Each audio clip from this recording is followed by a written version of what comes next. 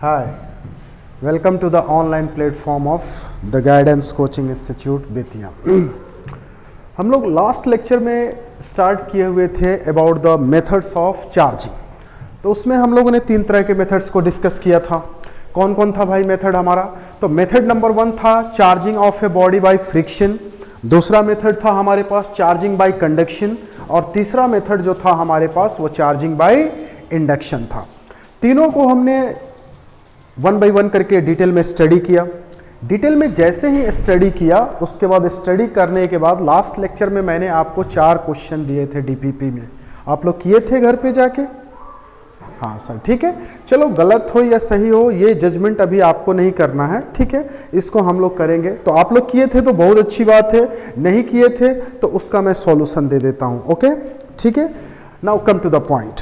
इसमें सबसे पहला क्वेश्चन जो था हमारा वो ये था, a glass tumbler contains 1 billion amoeba and 2 sodium ions are there on the body of each amoeba, find out the charge contained in the glass. Question में क्या है बाबू? क्वेश्चन में है कि एक ग्लास का टम्बलर है जिसमें 1 बिलियन अमीबा है और हर अमीबा के शरीर पे on the body of each amoeba कितने आयंस हैं सोडियम के? 2 आयंस हैं। अच्छा, सबसे पहले बताओ तो सोडियम कैसा आयन बनाता है? केटायन बनाता है या एनायन बनाता है? यस, केटायन बनाता है, यानी पॉजिटिव आयन बनाता है। ओके, एक इलेक्ट्रॉन लॉन्च करने के बाद find out the charge contained in the glass. सबसे पहले इसमें देखो तो नंबर ऑफ अमीबा कितने हैं हमारे पास? नंबर ऑफ अमीबा कितना बिलियन है बाबू? 1 बिलियन। ओके, अब चूंकि हम लोग जानते हैं since 1 billion is equal to कितना होता है? 100 करोड़ होता है। ये आप जानते थे? नहीं जानते थे तो चलिए लिख लीजिएगा, इसको मैं कर देता हूं 100 करोड़। अच्छा, 1 करोड़ कितना होता है भाई? तो 100 लाख होता है। तो आप इसको अगर करोगे तो 100 इंटू 1 करोड़, तो 1 करोड़ को लिखने के लिए कैसे लिखेंगे बाबू? तो इसको देखो तो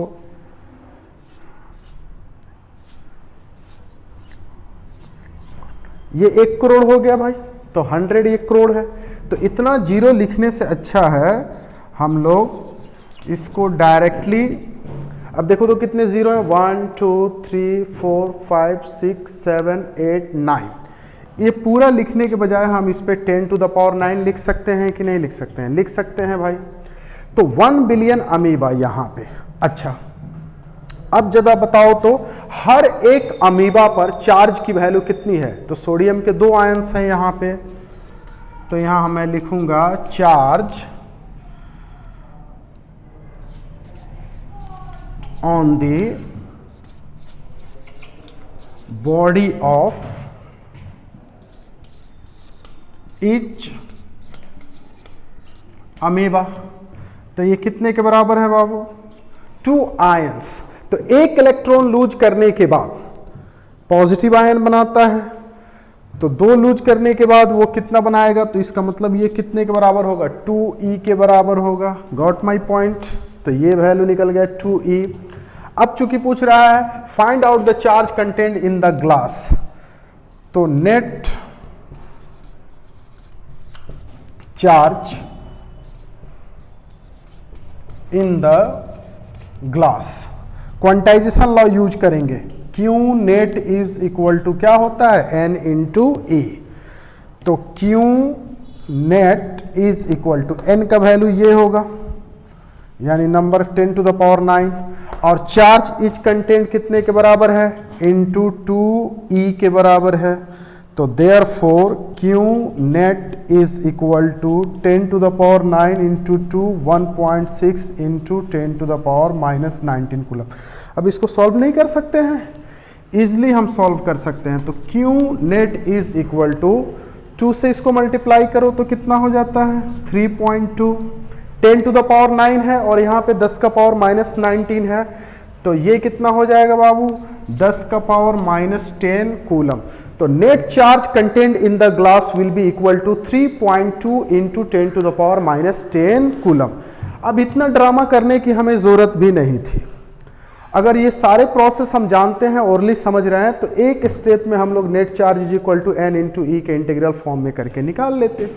ओके, चलिए भाई लिखिए, राइट डाउन। पहला क्वेश्चन यही था हमारा, है ना। अब सेकंड क्वेश्चन हम लोग बढ़ते हैं बाबू।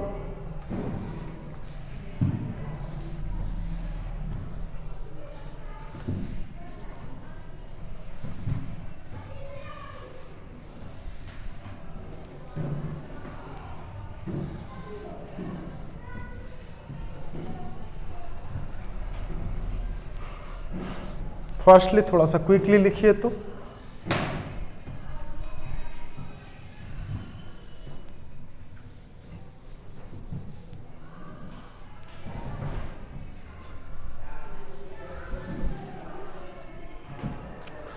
चलो okay, write down.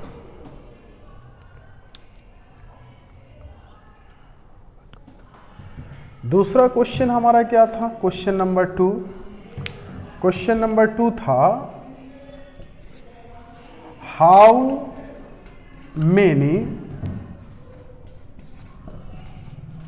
Electrons should be removed from a conductor.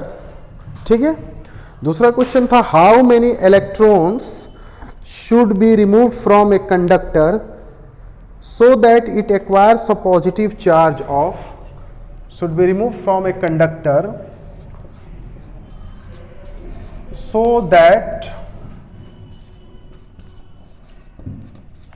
it acquires a positive charge of 3.5 nano coulomb. यही था ना question number 2। Okay, write down. मैं इधर मिटाऊं? ठीक है।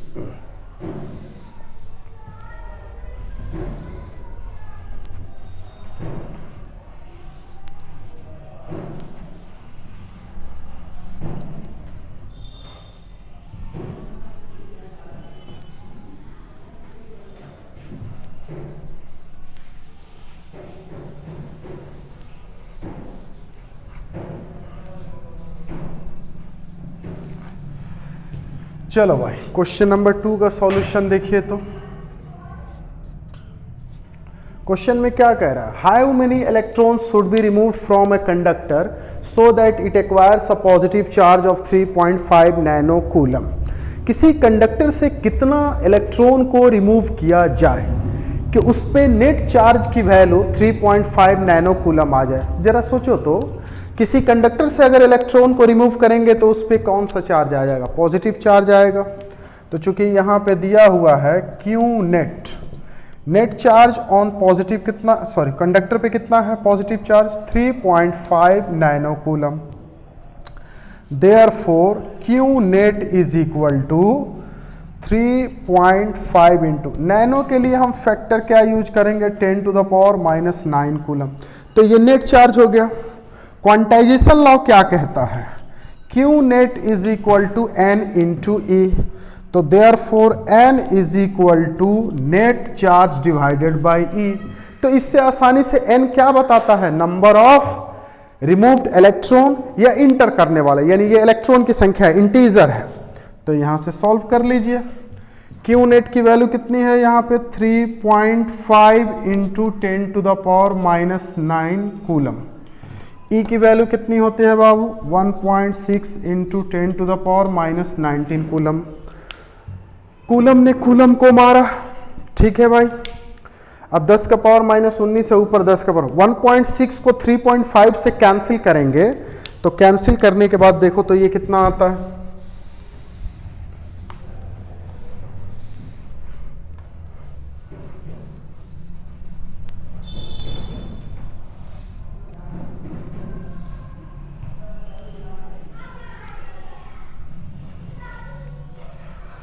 इसको मिटा।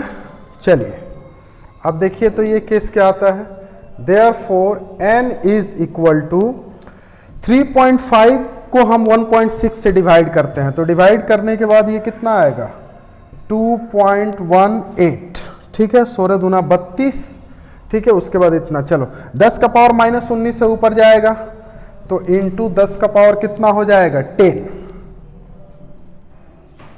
कैसे 10 हो जाएगा भाई 19, तो ऊपर 10 का पावर +19 जाएगा, अब +19 में से -9 घट जाएगा, कितना हो जाएगा 10 का पावर, तो ये निकल गया number of electrons removed. Okay, बहुत इजी क्वेश्चन था। अब क्वेश्चन नंबर 3 क्या था आपका, पहले देखिए, चलो इसको लिखो पहले।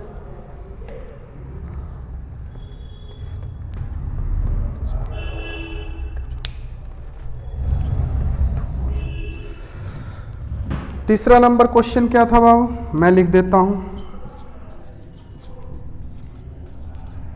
अ polythene piece rubbed with wool is found to have a negative charge of, a polythene piece rubbed with wool is found to have a negative charge of 3.2 into 10 to the power -7 coulomb.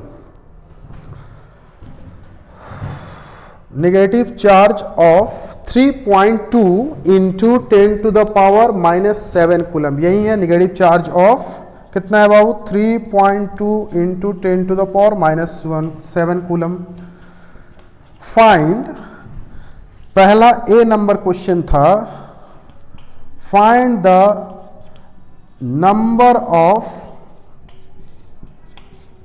Electrons transferred, और दूसरा question क्या था, mass gained by the polythene, find the mass gained by polythene। लिख लीजिए इसको, चलिए दोनों हो गए, इधर मिटा इधर इधर इधर, हाँ ठीक है।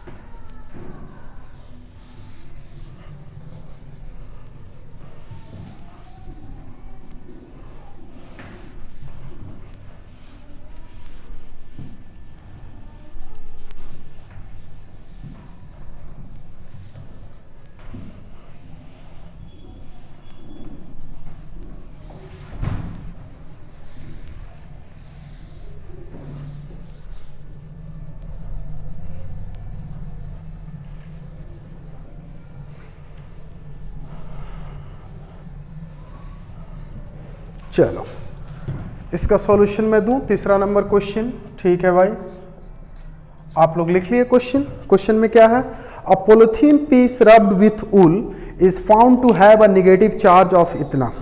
पॉलीथीन को किसके साथ रब किया गया है, वूल के साथ, तो पॉलीथीन पे कैसा चार्ज आया है, नेगेटिव चार्ज, तो डेफिनेटली वूल पे कैसा चार्ज आया होगा, पॉजिटिव चार्ज आया होगा। ये चार्जिंग जो हुआ होगा किस मेथड से हुआ है भाई, फ्रिक्शन मेथड से हुआ है। तो फ्रिक्शन मेथड में हमने पढ़ा था, दो बॉडी को आपस में जब हम रब करते हैं तो रब करने के दौरान जिसका लो वर्क फंक्शन होता है उससे इलेक्ट्रॉन का ट्रांसफर होता है, किसमें, हाई वर्क फंक्शन वाले बॉडी में। तो इसमें वूल से ट्रांसफर हुआ होगा पॉलीथीन में, इसका मतलब हुआ वूल का वर्क फंक्शन लो होगा किसके कंपैरिजन में, पॉलीथीन में, इसलिए पॉलीथीन ने इलेक्ट्रॉन को गेन किया है और गेन करने के बाद ये निगेटिवली चार्ज हो गया है। तो पूछ रहा है कि find the number of electron transferred, मतलब वूल से पॉलीथीन में कितना इलेक्ट्रॉन गया है, मतलब हमें क्या निकालना है, नंबर ऑफ इलेक्ट्रॉन्स। तो एक लाइन में देखो तो n is equal to Q net divided by E। किस लॉ से मैं लिख रहा हूं? क्वांटाइजेशन लॉ से। तो N is equal to net charge की वैल्यू कितना है? मैग्नीट्यूड सिर्फ 3.2 into 10 to the power -7 coulomb, है ना? ठीक है भाई। E की वैल्यू कितनी होती है? 1.6 into 10 to the power -19 coulomb. इसको कैंसिल नहीं कर सकते हैं? एक लाइन में कर सकते हैं। 16 से इसको करेगा 1.6 से ये कितनी बार में कटेगा? 2 बार में। तो 2 इंटू 19 को ऊपर भेजोगे, प्लस में जाएगा। 12 7 कितना होता है? 19, 10 का पावर 12, यानी n is equal to 2 into 10 to the power 12। इतना इलेक्ट्रॉन्स का ट्रांसफर हुआ होगा उल से पॉलिथीन में। अब दूसरे केस में क्या कह रहा था? Mass gained by polythene. तो जाहिर सी बात है, जब पॉलीथीन में इलेक्ट्रॉन आया है तो पॉलीथीन का मास क्या होगा? बढ़ेगा या घटेगा? बढ़ेगा। तो कितना बढ़ेगा इसका मास? तो मास गेन्ड बाई पॉलीथीन, इसको हम मान लेते हैं क्या? m। तो m इज इक्वल टू, देखो तो कितना गेन करेगा ये? m टोटल मास नहीं है, बल्कि कितना मास गेन्ड हुआ है। ऑलरेडी जो पहले मास होगा उसमें इतना मास ऐड हो गया होगा। तो नंबर ऑफ इलेक्ट्रॉन कितना है? n into mass of 1 electron E। तो mass gained is equal to, यहां थोड़ा सा मैं डिटेल में लिख देता हूं, mass gained is equal to n की वैल्यू देखो तो बाबू कितना है? 2 इंटू 10 टू द पावर 12, और मास ऑफ 1 इलेक्ट्रॉन होता है 9.1 into 10 to the power -31 kg। अब इसको सॉल्व नहीं कर सकते हैं? बहुत आसानी से कर सकते हैं। मैं इधर मिटाऊं, चलिए।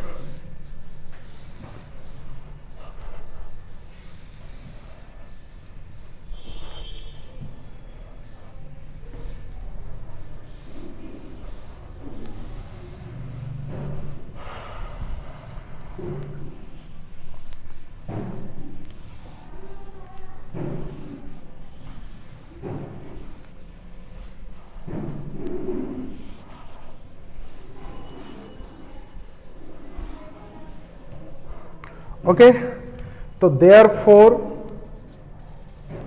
मास गेन्ड इज इक्वल टू, इसको मल्टीप्लाई करो तो 9.1 से इसको करेंगे तो 2 और 9 दूना 18, 18.2 हो जाएगा।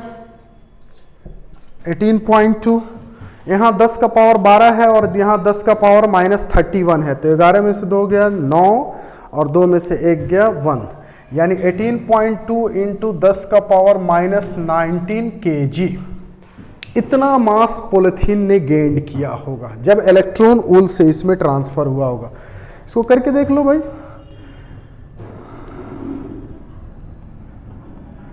ठीक है, एकदम डाटा ठीक है। चलिए इसको लिख लीजिए। दोनों क्वेश्चन सॉल्व हो गए। बहुत इजी क्वेश्चन है, ठीक है। आप लोग को घबराने की जरूरत नहीं है। जैसे जैसे हम लोग टॉपिक पढ़ रहे हैं उस हर टॉपिक पे हम लोग सवाल को सॉल्व करते चलेंगे। कितने तरह से क्वेश्चन है, हर क्वेश्चन में मैं डीपीपी दूंगा, आपको घर से सॉल्व करके लाना है और सॉल्व करने के बाद उसका सॉल्यूशन मैं अगले लेक्चर में दे दूंगा। ठीक है बाबू। अब इसमें एक और सवाल था, चौथा नंबर सवाल है ना। चलो भाई मैं 4th नंबर सवाल भी लिख देता हूं। क्या था वो सवाल, आप पढ़ के देखो तो आपके डीपीपी में होगा।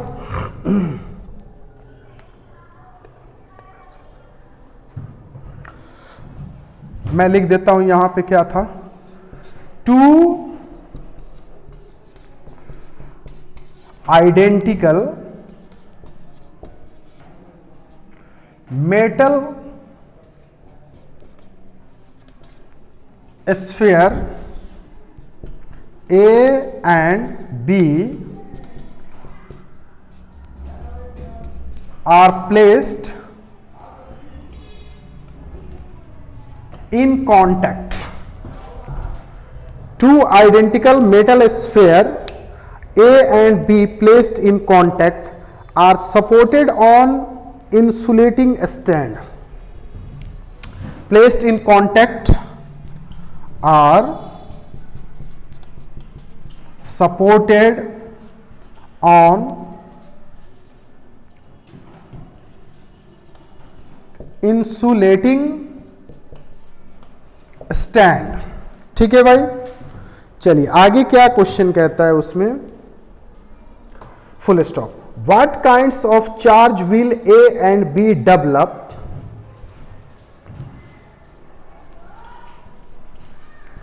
what kinds of charge A and B will develop when a negatively charged ebonite rod is brought near A। Write down. जो नहीं लिखे थे डीपीपी का क्वेश्चन वो लिख लीजिए, फिर मैं इसका सॉल्यूशन देता हूं। बहुत इंटरेस्टिंग कॉन्सेप्ट है।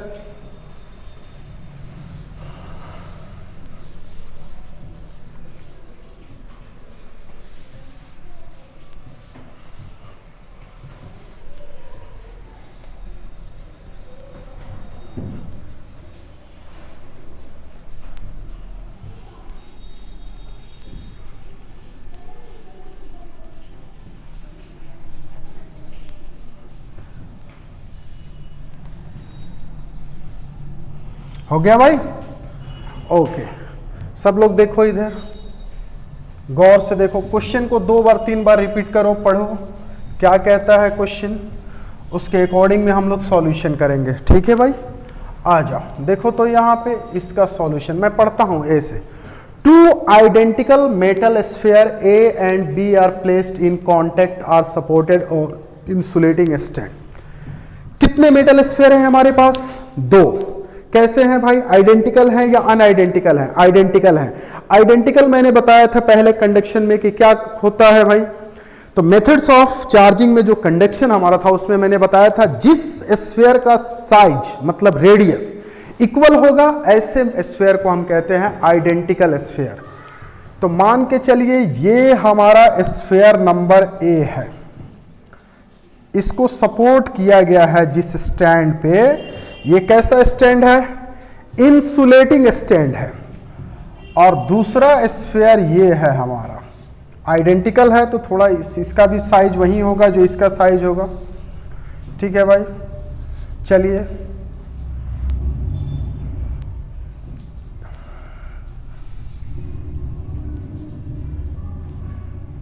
चलो ठीक है। ये है स्फीयर नंबर बी। गौर से देखिए क्या कह रहा है, बड़ा इंपॉर्टेंट कॉन्सेप्ट है ये। 2 identical metal sphere A and B are placed in contact. दोनों को मैंने कॉन्टेक्ट में रखा है। और ये कैसे स्टैंड है?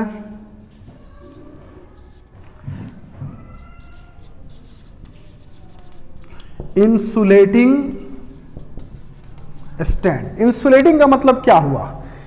इस मेटल ये स्टैंड के थ्रू इलेक्ट्रॉन्स का ट्रांसफर नहीं हो सकता है। ठीक है, लेकिन ये क्या है? मेटल स्फीयर है। कैसा है ये? Metal sphere. ठीक है भाई, मेटल स्फीयर। अब क्वेश्चन को धीरे धीरे पढ़ो। 2 identical metal sphere A and B are placed in contact are supported on insulating stand. मैंने सबको कर दिया। ये कैसे स्फीयर है बाबू? मेटालिक है। ये ए नाम है, बी नाम है। स्टैंड कैसा है? इंसुलेटिंग है, मतलब इससे चार्ज पास नहीं होगा। अब क्वेश्चन पूछ रहा है कि ए और बी जो मेटालिक स्फीयर हैं इस पे कैसा चार्ज डेवलप होगा। ए और बी दोनों पे पूछ रहा है। जब निगेटिवली चार्ज एबोनाइट रॉड को हम ए के पास लाएंगे, तो मान के चलिए ये हमारा एबोनाइट रॉड है और कैसा चार्ज है ये? Negatively charge. Negatively charged ebonite rod. बस यही कॉन्सेप्ट है। देखो इधर गौर से देखो, जरा सोच के देखो तो बाबू, जब इस निगेटिवली चार्ज्ड एबोनाइट रॉड को हम ए के नजदीक लाएंगे तो ए पर कैसा चार्ज डेवलप होगा और बी पर कैसा चार्ज डेवलप होगा। गौर से सब लोग देखिएगा, ये बहुत एक्सप्लेनेशन इसका इजी है। एक मेथड हमने पढ़ाया था इलेक्ट्रोस्टैटिक इंडक्शन। क्या कहता था इलेक्ट्रोस्टैटिक इंडक्शन?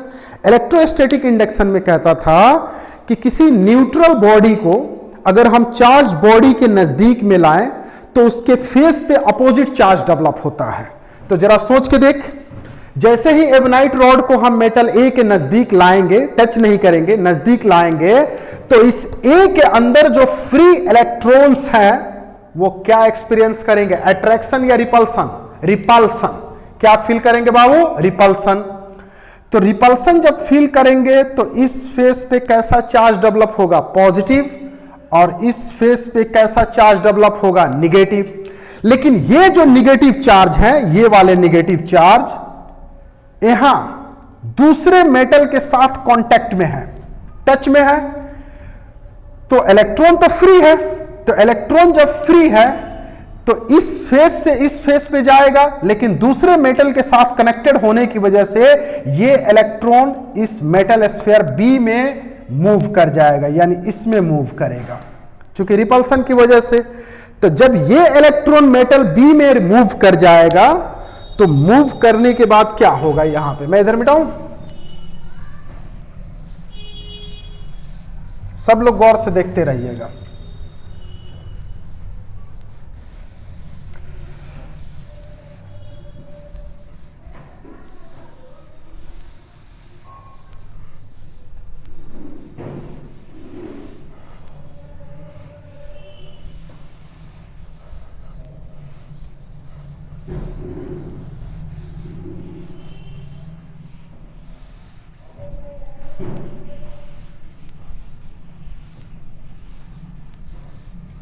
हो गया? चलो भाई इधर देखो, ध्यान से सब लोग देखिएगा। जैसे ही निगेटिवली चार्ज एबोनाइट रॉड को मेटल ए के नजदीक लाएंगे तो इस ए के अंदर जो फ्री इलेक्ट्रॉन्स हैं वो रिपल्सन को फील करेंगे, और रिपल्सन को फील करने की वजह से ये इस फेस से दूसरी तरफ जाना चाहेंगे। अब जरा सोच के देखो, इस मेटल स्फीयर ए का ये वाला फेस अगर ग्राउंड से कनेक्टेड रहता किसी मेटल वायर के साथ, मतलब अर्थिंग हुआ रहता, तो ये इलेक्ट्रॉन फ्री इलेक्ट्रॉन्स कहां चले जाते? अर्थ में चले जाते। लेकिन इसके साथ मेटल स्फीयर बी कनेक्टेड है, और ये मेटल स्फीयर जो बी कनेक्टेड है तो ये बी में तो जाएंगे निगेटिव चार्ज इलेक्ट्रॉन्स जो हैं, लेकिन बी जो है इंसुलेटिंग स्टैंड पे सपोर्टेड है। इसका मतलब हुआ अगर ये इंसुलेटिंग स्टैंड मेटल का रहता तो ये इलेक्ट्रॉन अर्थ में चले जाते, जो अर्थिंग हो जाता। तो इस ए में केवल और केवल क्या चार्ज होता? Positively charge. लेकिन बी में कोई चार्ज नहीं होता क्योंकि फ्री इलेक्ट्रॉन्स मेटालिक वायर के थ्रू ग्राउंड में चले जाते। लेकिन बी का भी स्टैंड इंसुलेटिंग है, तो ये एक्चुअल में इलेक्ट्रॉन्स किस में रह जाएंगे? बी में। तो फाइनली जब इसका रिजल्ट हम लोग देखेंगे तो ये हमारा इंसुलेटिंग, ये कौन सा स्फीयर था हमारा? ए। और ये कौन सा स्फीयर था हमारा बाबू? बी। दोनों कनेक्टेड थे। ये क्या था हमारा? निगेटिवली चार्ज एबोनाइट रॉड था। तो इसके अंदर, ठीक है, मेटल स्फीयर ए के अंदर जो फ्री इलेक्ट्रॉन्स थे वो सारे फ्री इलेक्ट्रॉन्स किस में चले जाएंगे? बी में, चूंकि कनेक्शन की वजह से। लेकिन ये अर्थ में नहीं जा सकते हैं। तो जब तक ये एबोनाइट रॉड इस ए के पास रहेगा तो ए से इलेक्ट्रॉन बी में जाएंगे कंडक्शन के थ्रू, और कंडक्शन की वजह से ये ए जो होगा ये कैसा चार्ज होगा? Positively charged. और बी जो होगा वो कैसा चार्ज होगा? Negatively charged. तो दोनों का पता चल गया। ए पर कैसा चार्ज आएगा बाबू? Positive charge. और बी पर कैसा चार्ज आएगा? Negative charge. तो इस तरह से दोनों मेटालिक स्फीयर चार्ज हो जाएंगे। A will be positively charge and B will be negatively charge. In case अगर मान के चलो, मैं एक छोटा सा क्वेश्चन पूछता हूं, एबोनाइट रॉड को हटा दिया जाए तो फिर क्या होगा? यस, एकदम सही है। दोनों ए और बी पर नेट चार्ज की वैल्यू 0 हो जाएगी। ये न्यूट्रल हो जाएगा। क्यों न्यूट्रल होगा? सोच के देख। ये जो फ्री इलेक्ट्रॉन्स थे अब कंडक्शन के थ्रू ये इस जगह पे चले आएंगे। कनेक्शन तो टच तो है, अब यहाँ पे चले आएंगे, तो यहाँ जब आएंगे तो नेट चार्ज इस पे ए पर भी 0 और बी पर भी 0 हो जाएगा, ठीक है। लेकिन जब तक ये पास में रहेगा तो इसमें दोनों मेथड इन्वॉल्व है बाबू। पहला मेथड इंडक्शन की वजह है और दूसरा है कंडक्शन का। यही क्वेश्चन था। आई होप यू अंडरस्टैंड, ठीक है, इसको लिख लीजिए। चलो भाई, चारों क्वेश्चन सॉल्व हो गए। तो अब तक जितने लेक्चर हमने डिस्कस किया था उन सारे लेक्चर्स पे जो भी डीपीपी में सवाल थे हमने कर चुका, ठीक है। आप अपना एससी वर्मा एनसीईआरटी वगैरह में सवाल ढूंढ के लगाइएगा, ठीक है, सॉल्व कीजिएगा। अगर कोई क्वेश्चन नहीं बनता है तो बेझिझक आप लोग कमेंट सेक्शन में जाके पूछ सकते हैं, या फिर जब जैसे ही क्लासेस शुरू होंगे उसमें आप आएंगे तो पूछेंगे, ठीक है।